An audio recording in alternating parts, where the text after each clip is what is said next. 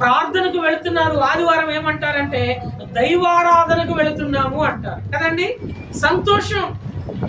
మా సేవకులు కూడా ఏమని పిలుస్తారంటే ఆరాధన సమయం అవుతుంది రండి అని పిలుస్తారు.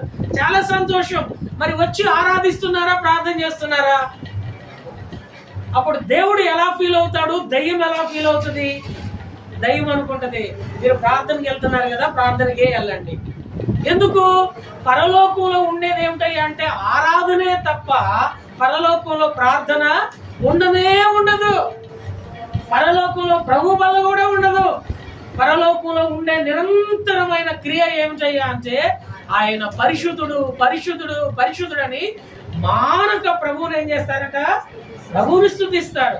ఆ స్తుతించే అనుభవము తన స్వరక్తి మెచ్చి కొన్న సంఘములో తన ప్రజలైన వారికి ఇవ్వడానికి దేవుడు తన ప్రజలకు మేలు చేస్తా ఉన్నాడు.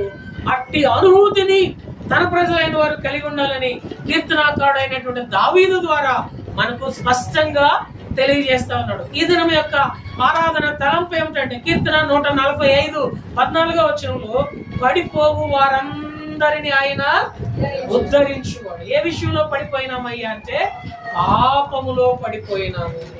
ఏ భేదమును లేదు.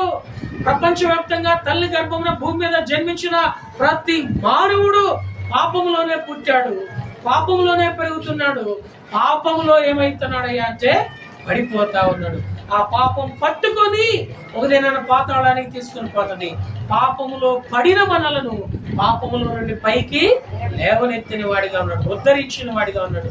ఈ సత్యమును గ్రహించినటువంటి దావీదు దేవుణ్ణి స్తుతిస్తున్నాడు. అందుకని 145వ కీర్తన అది స్తుతి కీర్తన.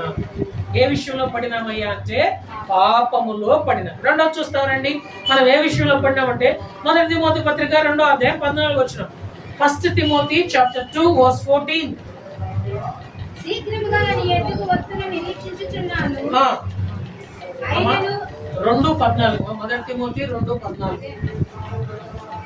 మరియు 2:14 1 తిమోతి 2:14 మరియు ఆదాము మోసపరచబడలేదు గాని స్త్రీ మోసపరచబడి అపరాధములో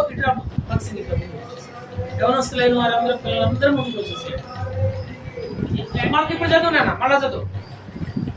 మరియు ఆదాము మోసపరచబడలేదు గాని స్త్రీ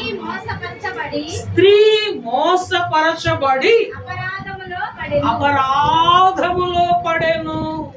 మొదటి మనం దేనిలో